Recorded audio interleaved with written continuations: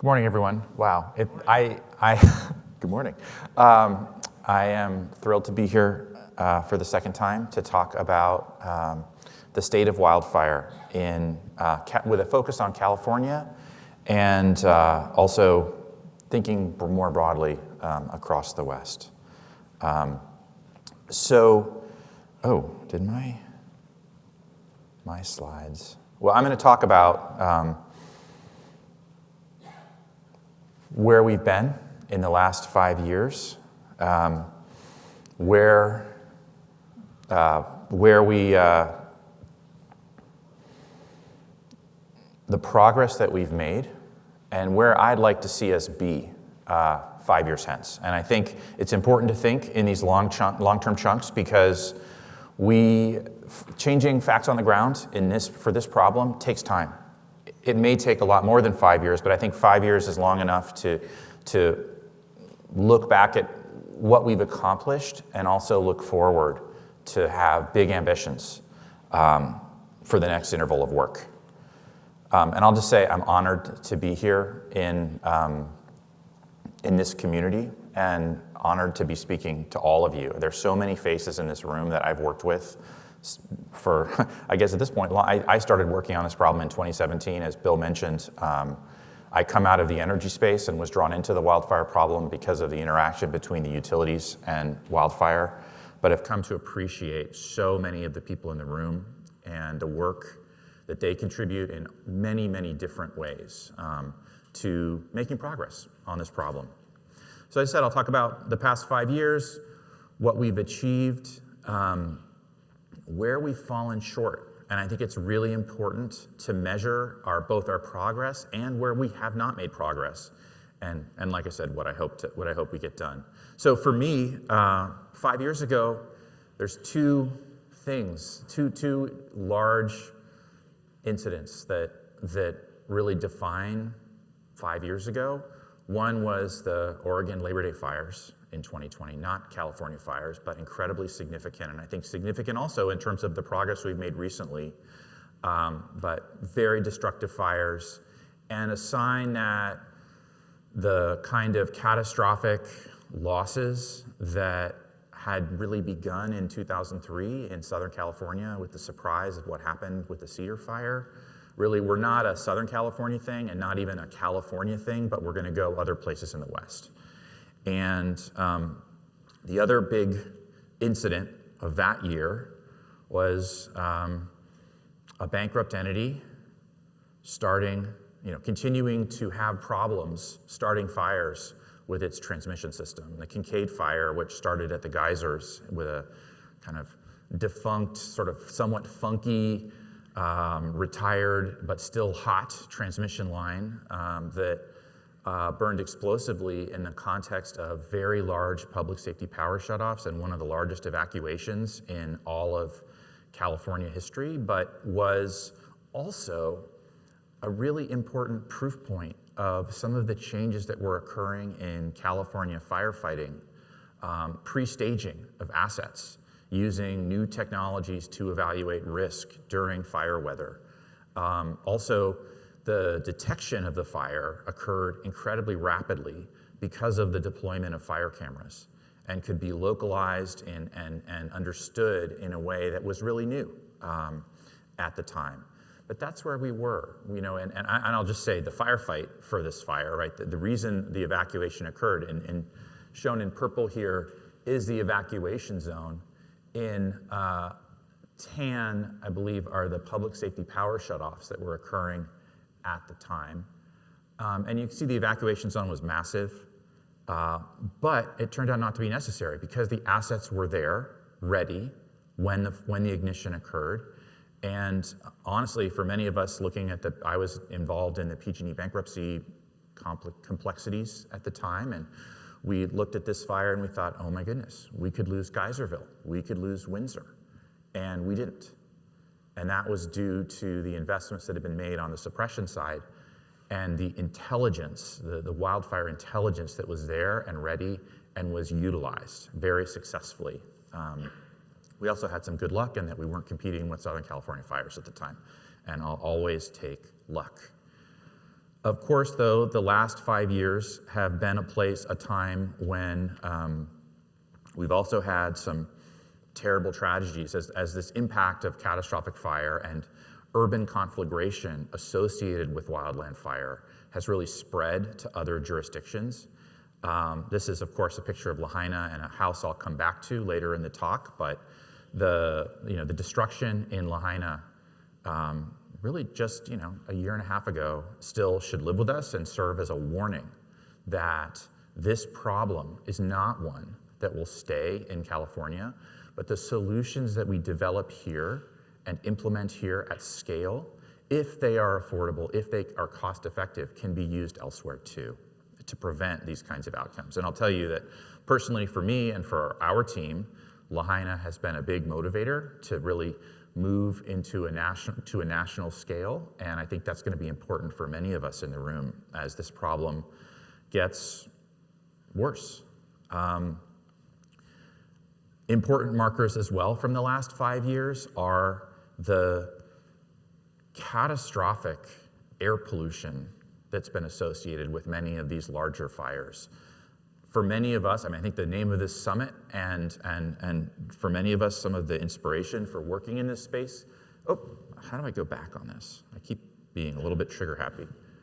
Oh, maybe I did just go back. Sorry. The inspiration really comes from that day in September of 2020 when we were still locked down. I remember waking up my children and having to explain to them that everything was going to be fine, but when you went to breakfast, when you came out of your room, the sky was going to look very strange. But we weren't in danger.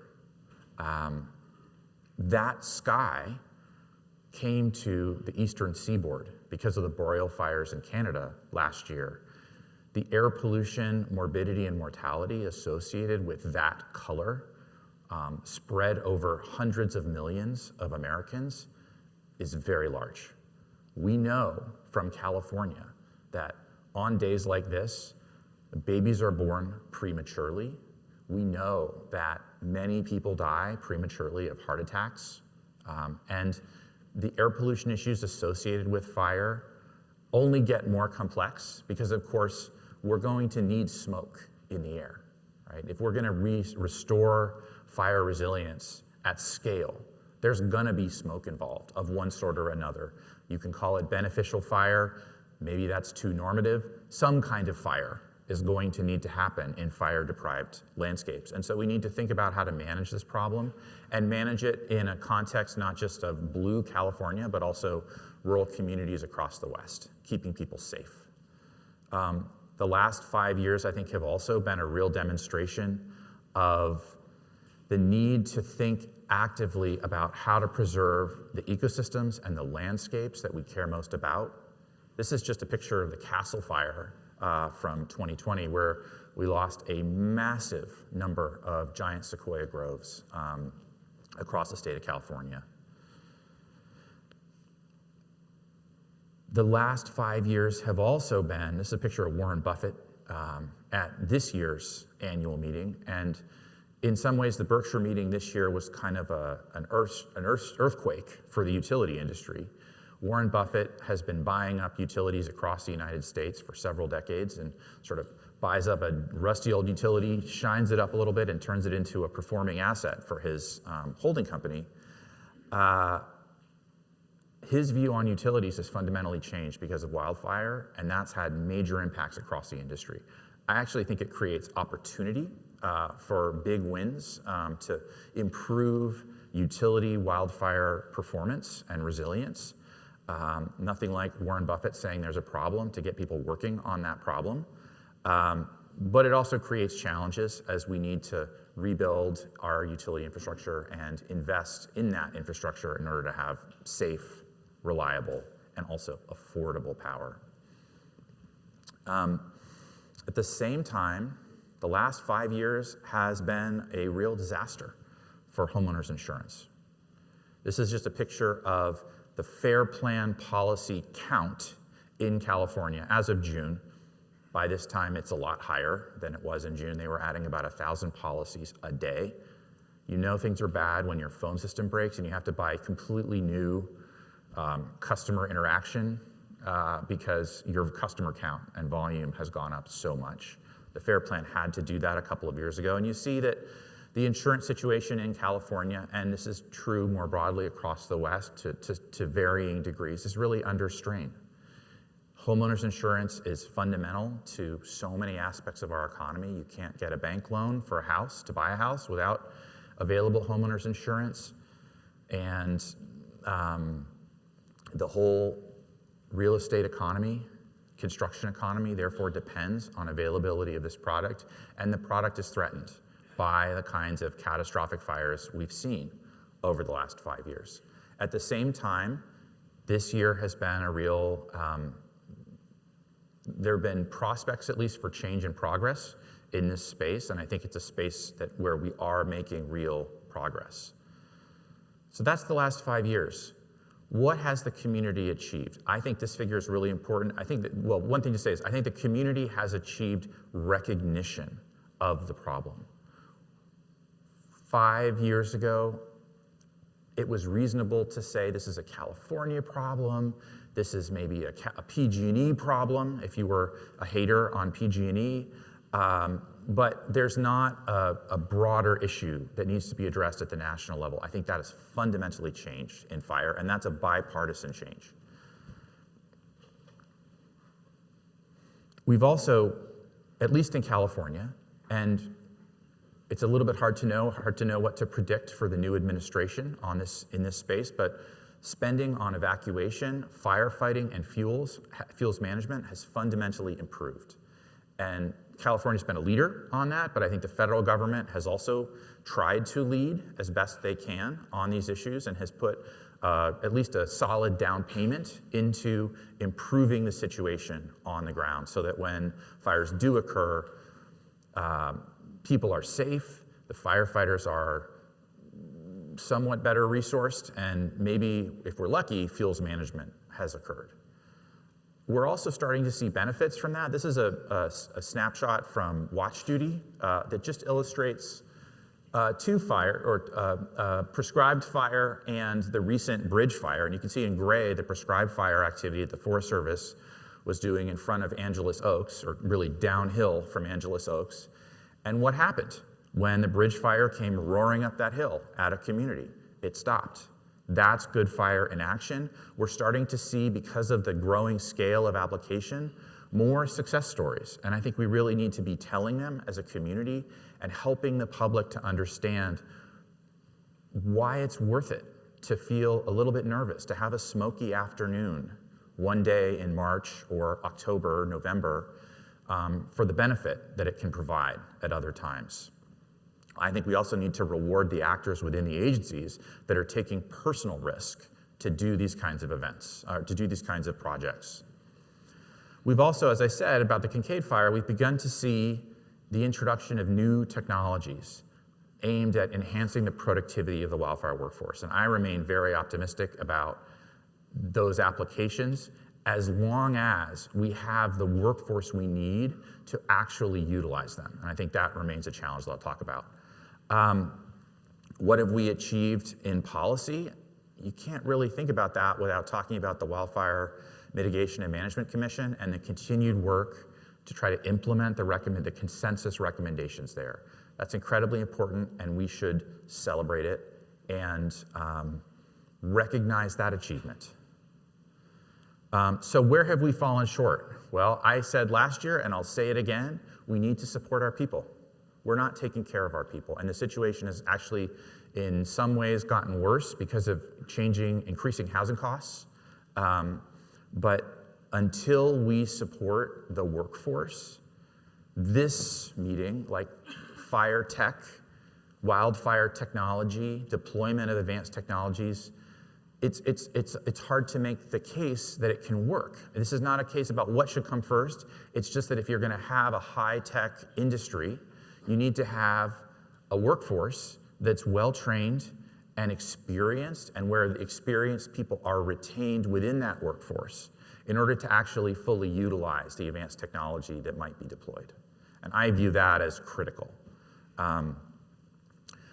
We're still not putting enough beneficial fire on the ground to matter. in many cases. This is a picture of the Caples Ecosystem Restoration Project, which was a prescribed fire gone bad, but that then afterwards turned out to be very helpful in terms of defending Kirkwood from the approaching Doerr fire, which burned at high intensity until it hit the Caples project. We need to see more of that, do more of that, find ways to execute on those projects, no matter who is the president, no matter who is running the Forest Service or other agencies that manage the land. We still have a lot of work to do in terms of home and community resilience. I love this picture. It's also deeply depressing, but it's amazing what a metal roof and 0 to 5 feet of lava rock, in this case, to keep termites out can do for you. And I think it illustrates the fact that we need to be focusing not just on the laundry list, but on the mitigations that really matter. I steal that freely from Frank Freevelt and Dave Winokur. I know Dave's here, I don't know if Frank is here, but the mitigations that matter need to get done at scale in already built communities. And until we do that, we are going to lose these already built older communities when they experience high intensity fire. We also need to build community understanding much more fully and completely of the entire fire cycle.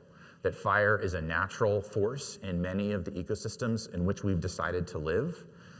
Kids, I love this picture, I love the idea of kids at a prescribed burn learning from firefighters, right? That's where we need to move as a society, where this is a part of your 3rd grade field trip, is every 3rd grader goes on a prescribed fire.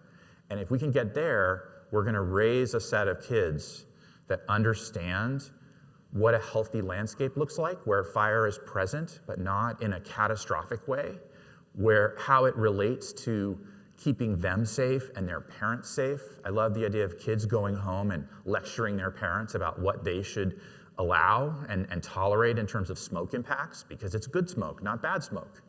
And we still have work to do there. It's okay. We've made some progress here. I think we're seeing the beginnings of a different conversation about fire, but there is still work to do.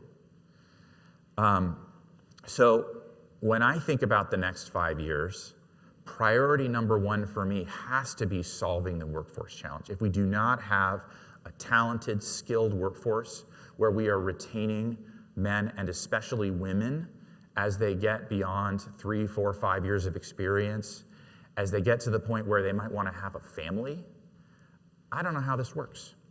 And so, and I'd say that one benefit of this priority, personally, is that that's a bipartisan issue, right? Everybody likes firefighters. Everybody recognizes the need to have experienced leadership and not have a hollowing out in the middle ranks. And so this is a place where I think we should invest energy and effort so that we can support and utilize and adopt the kinds of technologies that this conference is focused on. I look at the Doerr fire as this incredible proof point for the value of community trust and investment over years in resilience. South Lake Tahoe did amazing things. It continues to do amazing things to make itself a fire-resilient community. But South Lake Tahoe is an affluent community, and we need to find ways to spread that knowledge and those practices beyond places like South Lake or Marin, where I live, where the MWPA is doing incredible work. And Truckee, another place that's doing really great work. How does that model work in Siskiyou County? How do we get that model working at scale all across the rural West so that we have vibrant mountain and rural communities that continue to exist and even thrive in the presence of more wildfire? That's work to do. We need to get, this is a lovely picture from the bootleg fire that's kind of on everyone's slide deck, and you see the value of thinning and fire broadcast burn application prior to a very large high intensity burnover, at least where there was no treatment. We need to find a way to scale. It doesn't matter if we do a few boutique projects in a few places, especially places that aren't really anywhere near people. We need to find ways to scale the work that there is broad consensus that needs to get done, to create a pathway for firefighters to do that work, for other actors to do that work, private actors to do that work. I think we can do that in the next 5 years. I think technology can also help us do that. That's the work that needs to get done. I just say, when I think about the new administration, the biggest question I have is around managed wildfire and the potential role that it may play or not play in firefighting of the future. It's my impression from speaking with practitioners, firefighters, wildland firefighters, that managed wildfire is a way that a lot of good acres get done in some places at some times. And at the same time, we know certain Western governors are very much opposed to this practice. And I think there's a real question about the next 5 years of whether we continue to push into a managed wildfire environment and universe, or whether we retreat and step back and move back toward full suppression on large incidents. We'll have to see. I hope that we continue to use managed wildfire where it can be used safely and appropriately.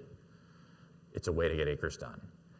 And ultimately, we are going to need to find a way to change what this map looks like. This is a map of fire deficit. In blue, there's not enough fire relative to what we know existed prior to Western settlement. In yellow, there's too much fire going on, at least according to these scientists. And we need to make progress on those blues, or we're not going to have rural mountain communities that are thriving in the West. And I think, personally, I want to see the Intermountain West and the Sierra in California be a thriving place where people can live and feel safe and build a life. But fundamentally, unless we can change this map, given the impacts of climate change, we will struggle to make that a reality. So thank you very much. I think the state of wildfire in California is one where we've made real progress over the last 5 years, and we should recognize that. We just went through a very intense high wind event across the state. We saw one fire. It was a bad fire. But we didn't see multiple ignitions across the state. We didn't see any, as far as I know, at least so far, utility ignitions across the state that were of any consequence. That is major progress from where we were just 5 years ago. I hope that we can find ways to take care, in the next 5 years, to take care of our people, improve the productivity of their work with new technology, and through all of that, enable to get fire on the ground in ways that are safe and responsible to make us all safer during those kinds of offshore wind events. And at the same time, and maybe 4 and 5 on this list are really one goal, because the way that resilient communities will happen is by changing public understanding, right? There's a reason that we are where we are, and it has to do with an understanding of fire. Everyone in this room can make a contribution to communicating better and contributing to the development of understanding of this problem.